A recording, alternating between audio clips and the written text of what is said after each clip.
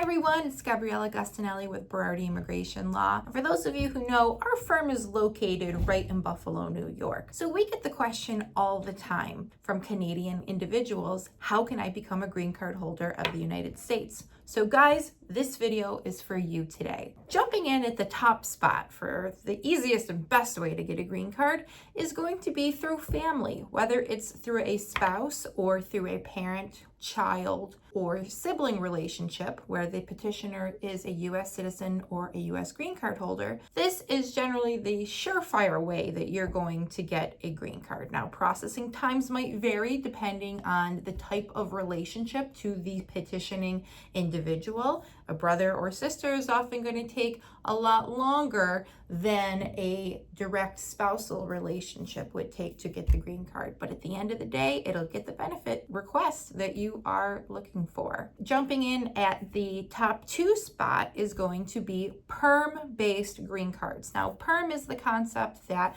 you are testing a labor market to make sure that there's no other individual who can perform the job that a U.S. company is sponsoring you for. Oftentimes, individuals who are trying to obtain a green card in this mechanism are already here in a different non-immigrant visa category, such as TN or H-1B, which we have several videos on and you are welcome to check out. Or the individual might be still living in Canada when this U.S. company sponsors them. Their level of need for that individual may be so great that they are willing to let the person stay in Canada for the period of time it takes until the green card arrives. But once the labor market is tested, we then get basically a blessing from USCIS to confirm this person is eligible for a green card.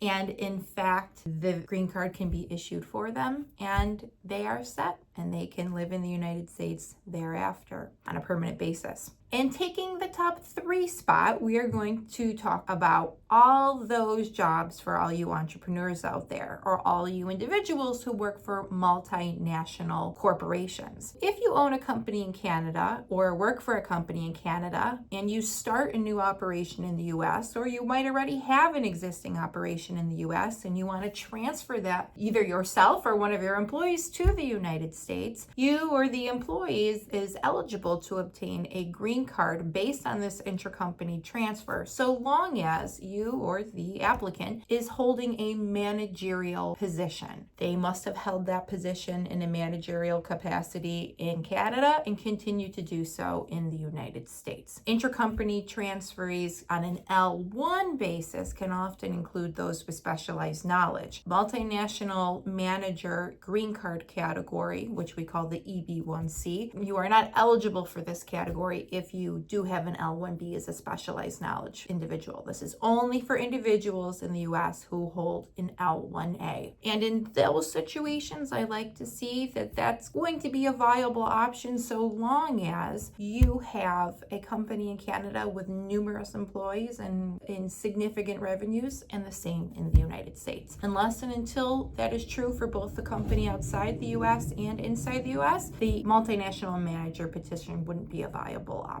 Next, if you have extraordinary ability in your field, you do something at a level that is renowned or widely discussed, you have press, you have awards in your field, you've worked for top corporations, you earn a much higher living than the average individual, and there's significant evidence to document all this fact, you might be eligible for the EB1A category for individuals with extraordinary ability. These can be very difficult to obtain, but they're a great option. And why is this? Because it's a self-sponsored option. You don't require to have a U.S. entity sponsoring you for this green card. You can sponsor yourself, making it a highly competitive category. As you can imagine, there are many people who are trying to sponsor themselves for this green card category at any given time. Next, another self-sponsored category, we call this the National Interest Waiver category. And this is for individuals who do something of significant national interest. They have substantial merit in their field and they can show the government, hey, It is in your interest to give me this green card because I'm going to do something to further an aspect of our national agenda, whether it's bringing manufacturing jobs to the United States, whether it's helping to innovate groundbreaking technology, whether it is having a role in protecting our national borders. It's something that you do that is deemed so vitally important to our country and its interests that it becomes apparent to the government that you don't have to test the labor market like you do in the case of a PERM, and you don't need to have an employer sponsor you either. You can show that what you are doing will help further this country along for the better. And these are very hot ticket items right now, these national interest waivers. A lot of people are into them. We have several videos about them and lots of information on our website. Check it out. Lastly, what I want to discuss is something called the EB5 category. And this is for individuals, all you lucky individuals out there who have a lot of money to spend and are not afraid to spend it.